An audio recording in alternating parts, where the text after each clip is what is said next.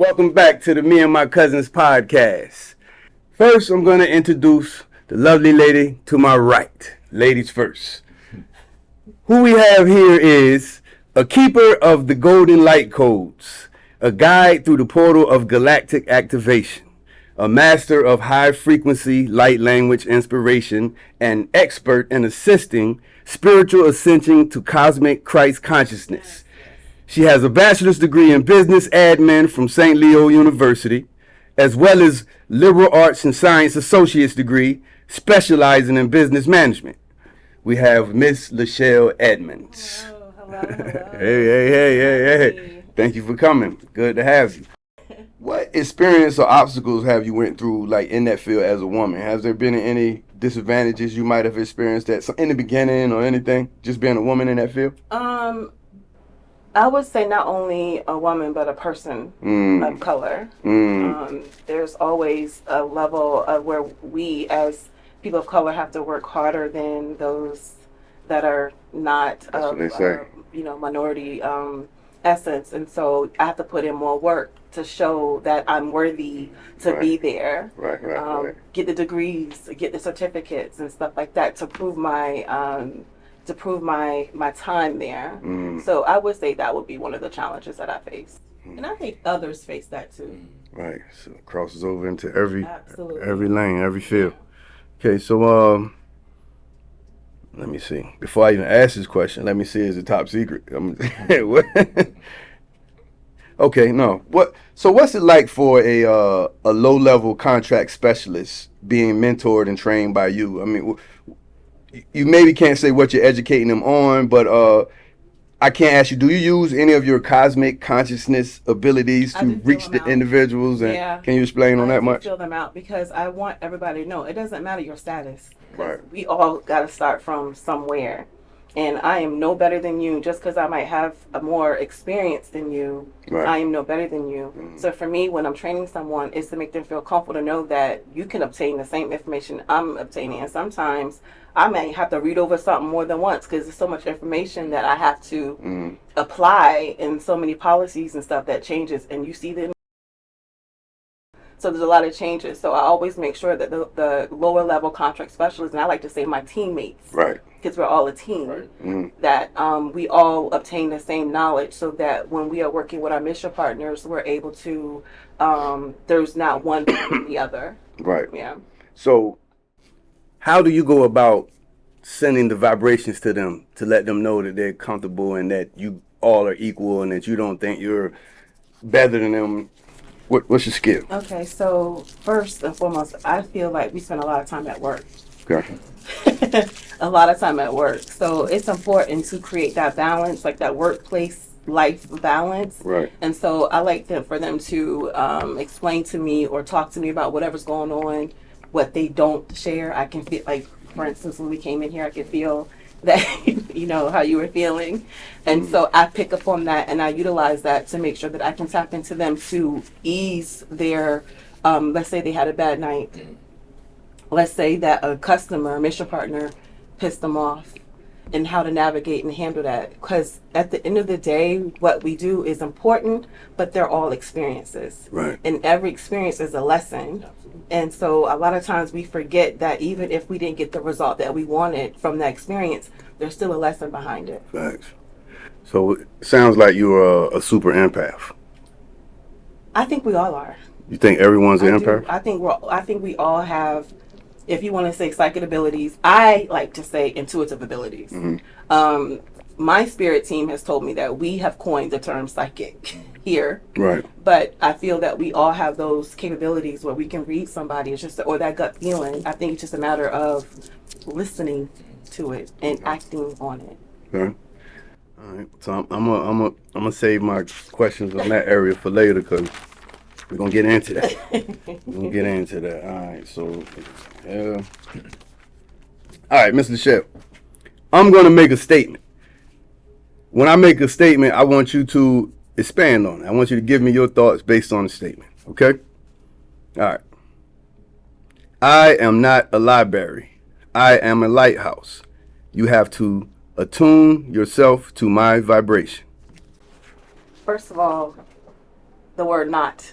Take that out. Okay. We are the I am. Okay. So when you already put in the universe and the atmosphere what you are not, you are tarnishing you are limiting and boxing yourself in. So that word in itself is I can't, I am not, I won't, I try. There no goals in your word. No, I am, I will, I shall, I must. Positive vibrations.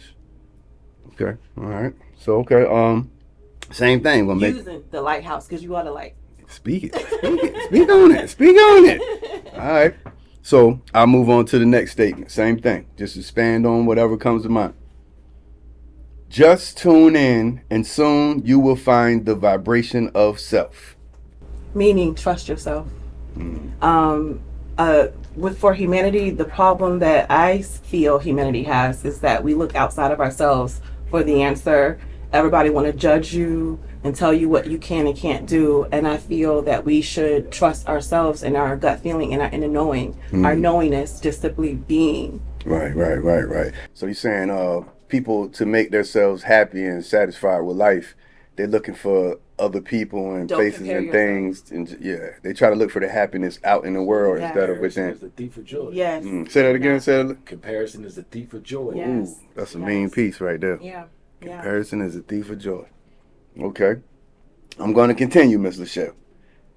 If one tunes in, you actually expand 100 times faster than studying. But it requires a trusting and letting go. The thing your mind is most afraid of. Acceptance. Acceptance. A lot of times we have a hard time accepting where we are. And that goes back to what I was saying before, that we have these experiences, and in each experience there's a lesson to be had in it, and just accept that lesson, even if it didn't pan out the way that you wanted it to, but it is still a lesson in there where you can take and use that and apply it. Somebody else is watching. Right. You know, you might have some kids that are watching. You might have some nephews and nieces that are watching, and you're setting that example. Yeah. Yeah. And so you say that all starts from a person that can look in the mirror, but they don't accept who they are. Yeah, they don't accept who they are. They want to compare themselves to someone else. And we are all unique individual beings. Right. We can't be the same. Being here would be so boring if we were all the same. That's a fact. Yes. That's a fact. So connecting to your uniqueness is what gives you a more positive mind frame. Connecting to your soul purpose. Connecting you, as you say, to the God in you, or to the universal source. I call him source God, creator, the divine.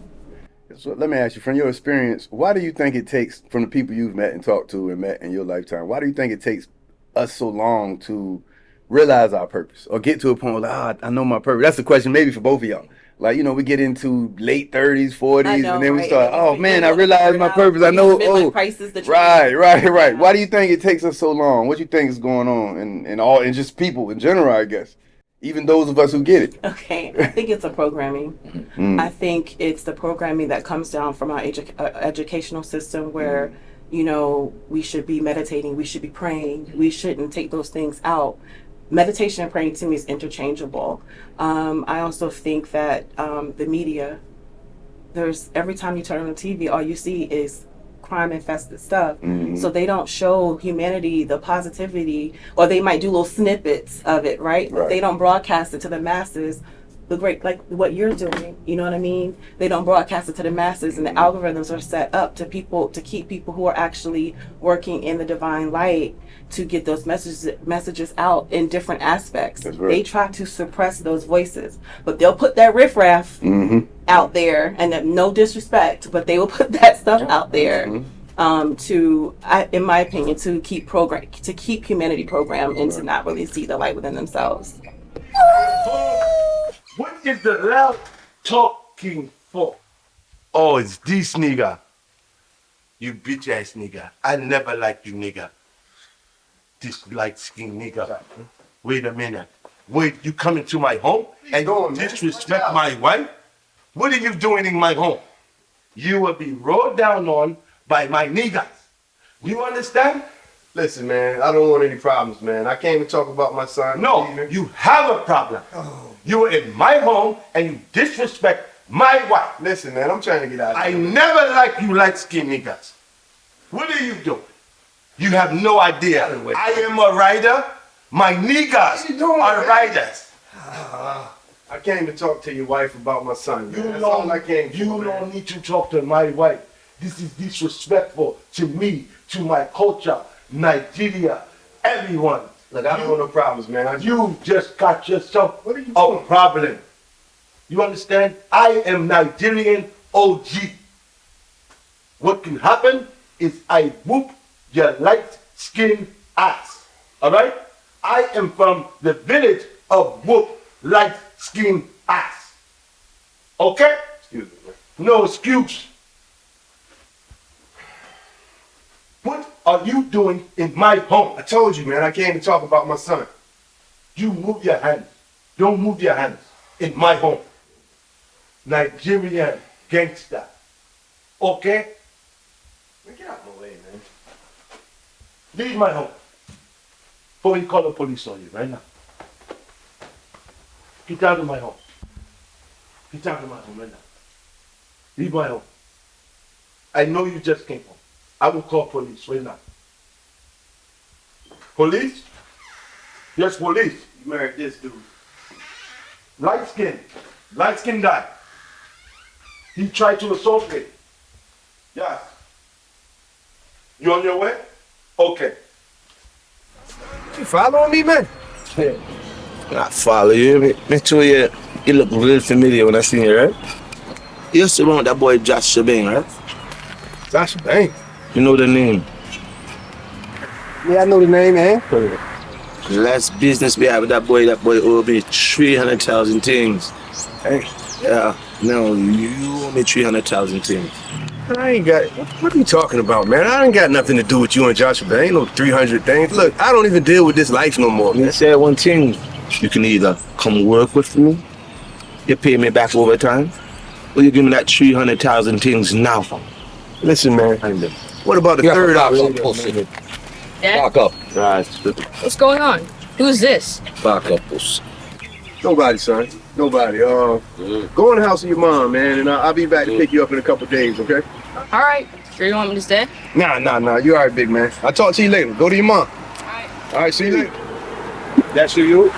That's you. You see that pretty youth them? You don't want no one grieving over that youth them. Threatening my son, man? Yeah, please. Back up, dog. I tell you one time. Back Yeah, up. please. You're not gonna tell you No again. threats. Back up. Me place no threats. You hear me? Yeah. But you know what we can do, eh? We got a comedy show them Saturday, eh? We got 4 tickets. Okay. So Michelle, I want to ask you, in your field, not work field, but we're in the cosmic field, yeah. I look at the sacred code of 777. You know how we always hear the number 777, and from what I understand, the definition is of 777 is to request clearing of ancestral lines or inherited imbalances in the Christ consciousness through the natural laws which support moral, virtue, and spiritual ethics. So that being with the 777, I wanted to ask you, like I said, being in this field, what numbers or patterns do you see on a regular, if any? Do you? Yeah, do you? Yes. Okay. What's your most frequent number? Is it 144. 144? And so I'm positive you've looked it up. What's the definition? Well, from my understanding, from my spirit guides, it is God frequency of certain light codex that's embedded in the 144, which adds up to 9 completion. So I see 144 a lot. I see 222 a lot. 333. Like every synchronicity in a series of patterns. And I was telling him actually before we got started that those for me are angel numbers. To where if I keep seeing it, like yesterday, I seen 222 behind in a license plate. And before that, somebody had sent me something from my business, and it was an invoice. And I said, here we go again. I always want some money, right? Right. And when I looked up 222, it talked about knowing that we already live in abundance. Don't think in the sense of lack. Don't think in a sense of Think like you already have it. yes. So that was a reminder for the universe to tell me, Shell, stay on course, because your thoughts manifest itself. So it's always good to try to, even when it's hard, to think positive about a situation as much as possible. So I needed that reminder, and I got that reminder. It was at nighttime. It was at night on my way home. You know what that reminds me of? You guys that can see numbers like that. In my mind, like my imagination, I always, you know how in the Matrix, when you got Dion, you got all the green numbers. It always reminds. I see that in y'all mind, like, damn, they read numbers. Like God is sending them numbers, and they just reading it, because I don't see any numbers.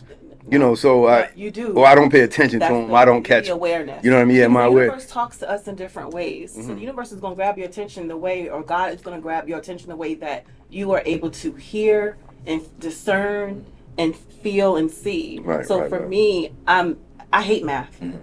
I hate math. I hated it. I hated it. You know what I mean? If I can get out of math, I would get out of math. But when I started seeing these numbers, 1, 1, 1, 2, 2, I'm like, or even 1, 2, 3, 4, like, get ready. Right. It was, for me, it was leading up to my spiritual awakening for me. So now I pay attention to numbers. Okay. So, and that kind of leads me into my next question for you. Do you feel like it is a part of your purpose from God, as now one of the self-initiated on earth, to try and heal entire bloodlines of past and future timelines, you know, from your present station of identity? If yes, tell us what was the turning point of confirmation. To let you know. Okay, so first of all, yes. Yes. But I feel like all of us has a role. Okay. Okay. Whether it's to heal, be a teacher, be a student, be an artist, be a dancer. Because one thing I learned when I had channeled was certain dancers, well, actually all dancers, they are creating light codes with their body, like ballerinas. They create light codes and stuff like that. The sacred geometry. Right. And so, Wow. Your question was what started it. I seen a UFO. Okay, so I seen a UFO, and I thought that I was losing my damn mind. I was scared to death. At the time, I was scared to death because I seen this movie called the Fourth Kind. I don't know if y'all seen that movie. I have not. So parts of that is based off of a true story. And so me and my sister had seen it years prior. So I was really afraid of that because it's talking about alien abductions. Right. And when I seen the UFO on Farrell Parkway in Virginia Beach, and I couldn't understand why nobody seen, and I had a convertible at the time. I couldn't understand why nobody was looking up at this thing. I couldn't understand. And because I got so afraid, I went back home to my mom's house because I was leaving her house to go across the water. That's where I lived. Right. I was so afraid. I turned around as I'm driving. I'm still trying to look back and see, like, is anybody else seeing it? And then I don't even know where the spaceship went. And it's the size of a football field. I kid you not. And I called her and I said, Mom, turn on the news. And she's like, what? And she's looking at me, listening at me, thinking I'm crazy. I'm embarrassed. It didn't come on the news. I was so afraid that I stayed there for a whole week. Let's go. What's up, baby? You're back, brother. Good to be back, brother. Cause we still run the shit the same way here. Okay. You got your cards, player choice. Right. You got your dominoes. Okay. You got your pool. You got your dice, which you've been doing all your life. Well, you know, tonight I can't play favorites. I got to get it for whatever's hitting for tonight. You want a pinch or something? Yeah. Like a $2,000 hold by tomorrow. Oh, shit, man, that ain't nothing for you. Well, you shooting dice, you been shooting all your life. You remember that. Been shooting since I was 10, and in my mind, shaking them and throwing them. It's like riding a bike, so that's what I came to do. All right, bro, well, I'm gonna let you get to it, you know. And what we can talk about, we'll talk about that later. Okay. True indeed. Is that Super Pimp over there? Yeah, man, that nigga be back here every day trying to hustle us some shit. Yeah. What happened to his old hustle? I mean, Shady Rest days, he had it probably 24/7. Yeah, well, nowadays all he do is talk about Bush, Obama, social media, rappers for fucking other pimping game. I mean, I can see the first three, but what the rappers got to do with it? Man, shit, you go in there, master, bro. I don't know. I'm tired of hearing that shit. All right. Hey, yo, Super Pimp. What's up, nephew? I heard you be claiming that the rappers messed up the pimp game. What's up with that? Oh, young blood.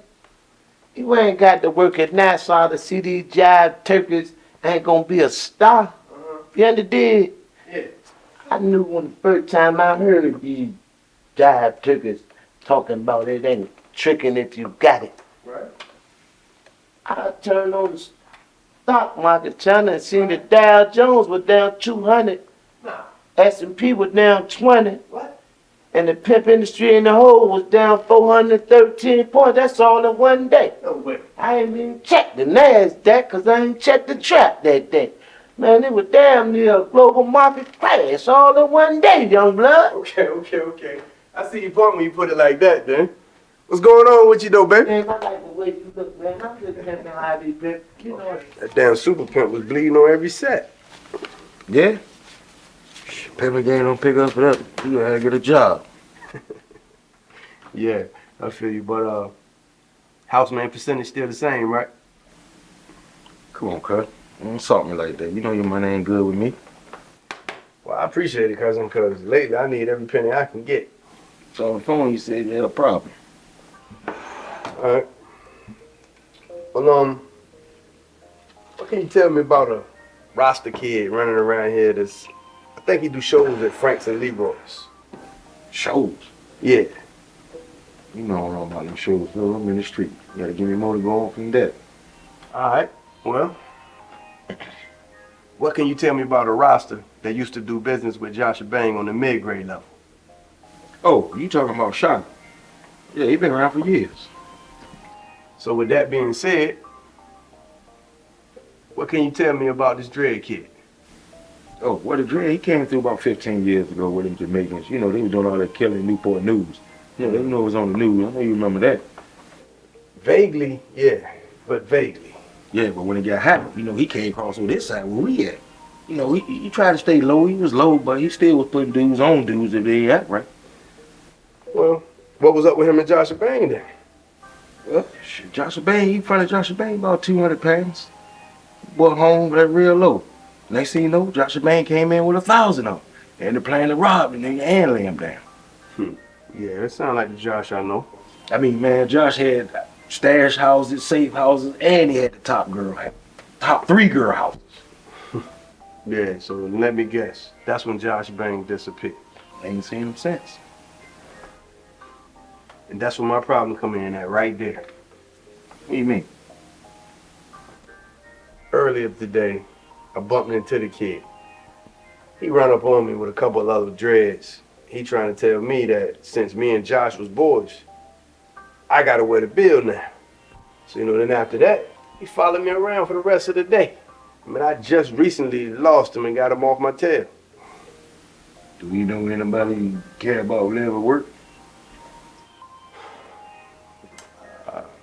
Yeah, he do. Got a problem, brother. Man, why when a man trying to do right out here, he just can't be left alone? It always just seemed like something pulling on me, man, trying to get me back into something. Look, bro, I don't mean to be all insensitive and shit.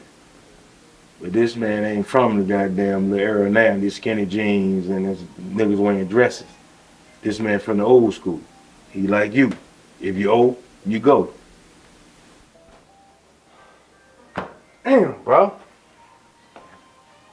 Tired of this life, man. I don't even want no more parts of this, man. I ain't come home for this right here. I feel you, bro. Like I said, don't get it twisted. We got wars too. I can make some calls on your behalf if you give me your okay. Fuck it, man.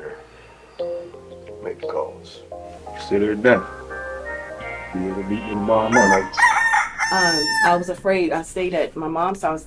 I work in another across the water, so that means I was taking a hike every day. Right. Because that's how I was afraid of that. I would say that started my spiritual journey, but I tried to bury it because there was no one really that looked like me That you could talk that to was about that talking about experience. it. You know, my mom, my family, they go to church and stuff like that, and so they didn't talk about stuff like that. They barely talked about demons and stuff like that in the church. Right. Or they're afraid to talk about it, or lower vibrational energies. And I think we need to be talking about that because the unseen is what's really running a lot of what's going on. Right.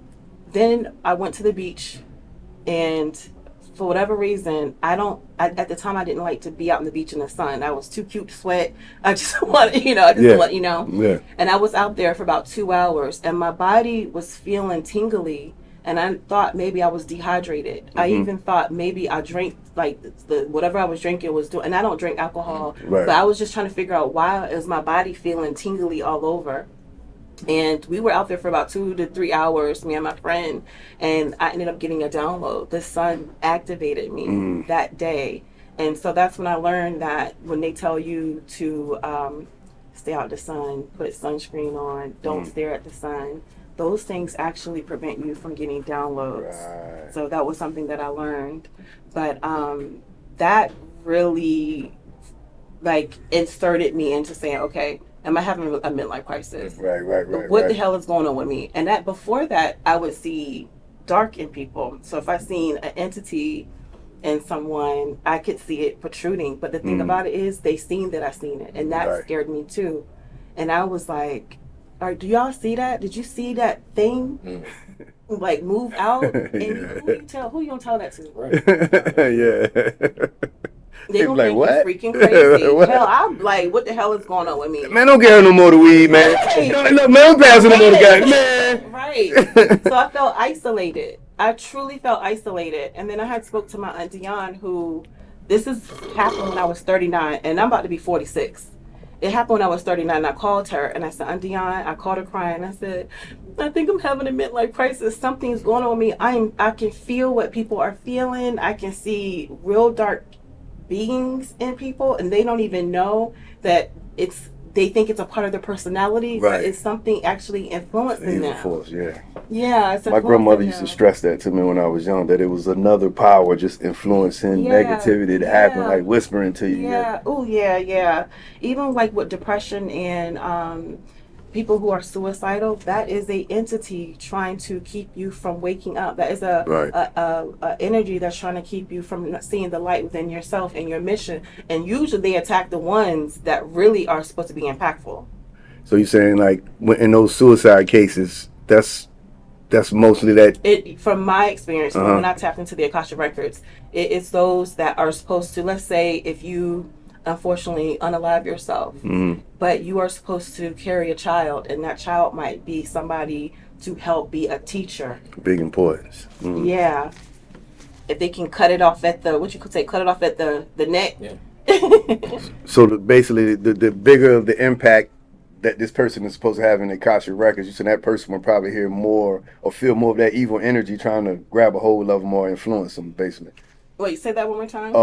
The person who has that's supposed to be impactful in the Akasha records, who might unalive themselves. Right. So the Akasha records is a universal library, and so you really don't need the Akasha records to see greatness within yourself. Okay. A lot of times, childhood and parents, and not knowingly, they have their troubles, and a lot of stuff is generational. You can call it generational curses. It's a lot of things that follow us in our lineage, in our DNA. Like substance abuse, stuff like that, it follows through, and then you have to be that person in your family to break that, and it's not easy. But the one thing I know is becoming aware. Being aware changes the game. If you're not even aware, the dark forces, the demons, the low vibrational energies, they can have control and remain in control. And right now, there's a lot of separation and division all around us to keep us from uniting. That's a fact. All right, so you got that good stuff, Miss Lachelle. We're gonna take. No. They just dropped jewels. Am I right, cuz? You just dropped jewels for the people.